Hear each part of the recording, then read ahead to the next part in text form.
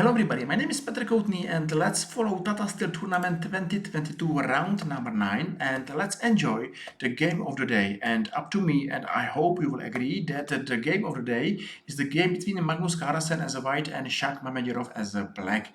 Mamedyarov was on a second place and Magnus Carlsen on first. So it was a chess fight between first and second best players in this tournament after 8 rounds. And lots of players were asking if Mamedyarov is the best man who could beat Magnus Carlsen, or at least who could stop Magnus Carlsen to win this tournament. I will tell you that no, because Magnus Carlsen is going to win this game in only next 27 moves. And nice game of Magnus Carlsen. So let's watch this game, let's watch this video. I hope you will agree that this video is worth to see.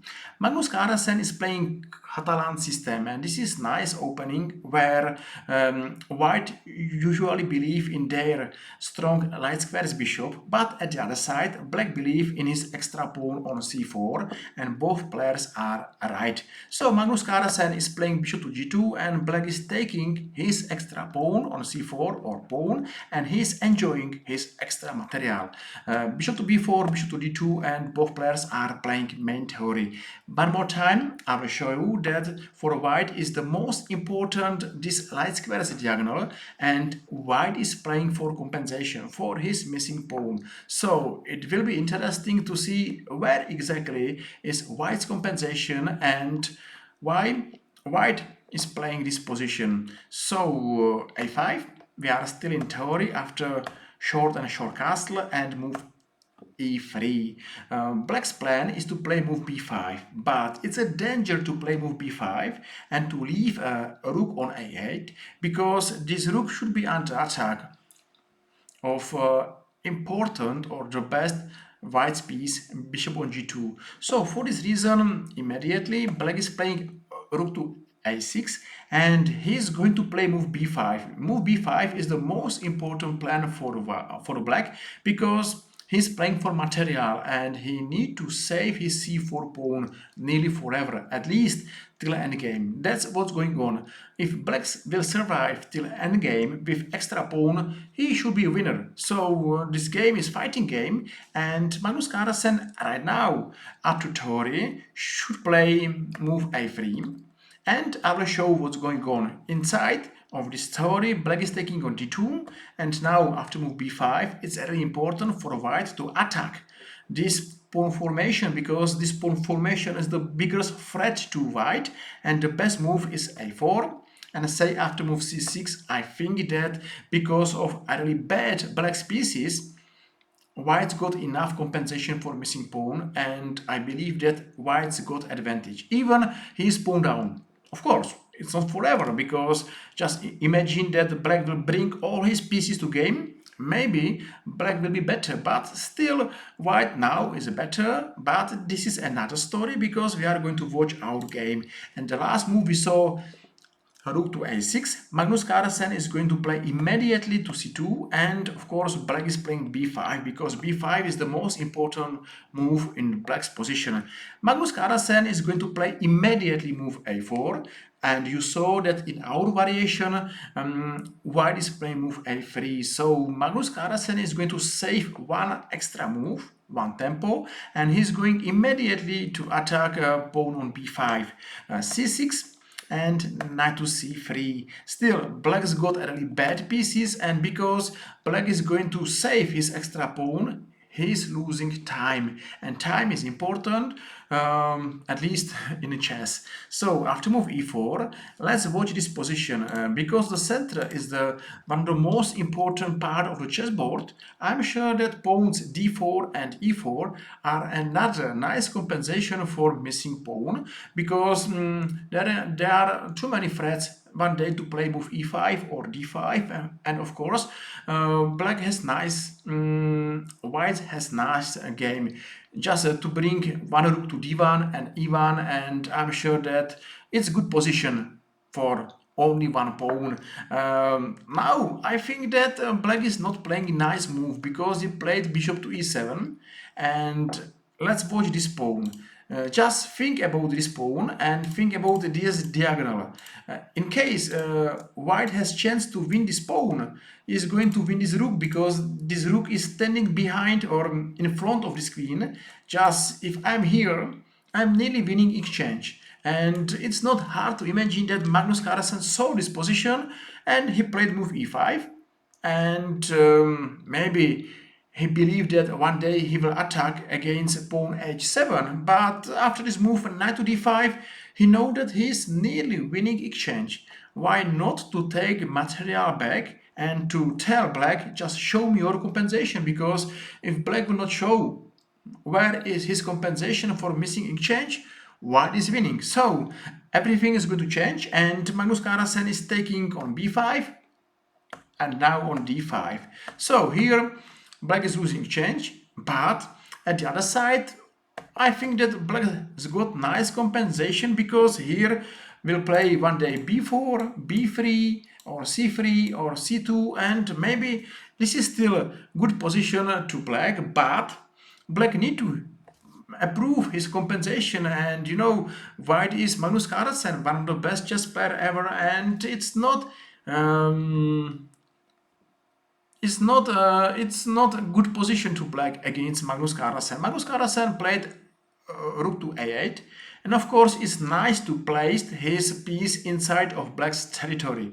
Now it was a big chance, or it was very important for black to exchange this rook.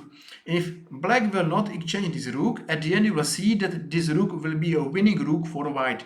So that's a nice chess advice, and it's a good idea to follow this advice. In case you have inside of your chess territory your opponent piece, it's important to exchange this piece immediately. If not, maybe you will lose because of this piece. And because of this chess rule or chess advice, the best move here is bishop to e6, and of course immediately to exchange this rook. Of course, at the end, maybe this variation is still fine, and black's got nice compensation. He got two bishops and pawn for exchange, and pawns b3 and c4 are dangerous pawns to white's position. So everything is working because black managed to exchange the best white's piece, and of course he managed to exchange only white's piece, which was inside of black's territory. So that's important, but black played a mistake and he played move h6, and just watch this rook till end, because this rook till end will be the winning rook. Magnus Carlsen is going to play rook to a8, a1, but here it was another nice variation. The chance to take this bishop is of course too hard to see, but it's working here, and I will show this variation. Sometimes chess will surprise you in this hidden variation. So now everything is working very well for white, because he will attack d5 pawn and he will attack f7 pawn, and it will be nice and nearly winning compensation. So after move e6, take, and now it's nice move knight to e5. Big mistake is to take this knight because it's a pin. So in case this knight is hard to take, white is winning because it's very strong attack. Yes, it was nice variation, but to be honest, it's hard to see this variation, and maybe nobody would like to work such hard calculations and variations. Why? Because here you have nice move, and of course not bad move at all. And Magnus Carlsen played rook to a1, bishop to a6, and still that is the last chance to exchange this rook. If black is not going to exchange this rook, he will be lost. And that's exactly this story. b4 makes sense because black is playing for his maybe advantage, or for his strong b4 and c4 pawns, but his biggest mistake is to leave this rook on a8, as we know. b3, c3, and everybody knows that this pawn is dangerous, so it's important to lock this pawn as soon as possible. So Magnus Carlsen is going to attack this queen, and of course he is still playing inside of black's territory, and that's a biggest black problem. Still, black is nearly okay, but you know, f6, Magnus Carlsen is going to change the plan, and now here black is going to blunder. He's going to blunder nearly rook because here black is lost. Why? After move c2, black will lose one piece, and at the end it will not be piece, it will be a rook, and that's exactly enough to play down with the rook against Magnus Carlsen. So maybe it was a game of one big blunder, or maybe it was a game of a very important piece inside of black's territory, and as I told you, this rook on e6, at the end it was a winning rook, and that's exactly the story of chess. Never ever let your opponent to have a piece inside of your territory. Maybe this advice will help you to play better chess. I hope you enjoyed this video. We saw interesting chess between Magnus Carlsen and Shakhriyar Mamedyarov, and at the end we saw another nice victory of one of the best chess player ever. I'm sure that Magnus Carlsen is maybe absolutely the best player ever, and I'm very happy to see every his game and to speak about every his victories, because this guy is amazing. He's playing against everybody in the world, and still every day he's playing nice and instruction chess. So I hope that you got new inspiration, and one day you will play like Magnus Carlsen, at least like Magnus Carlsen. So at the end of this video, thank you very much for every likes, follows, and I hope I'll see you soon in our another YouTube chess video. Thank you very much. See you soon. Bye bye.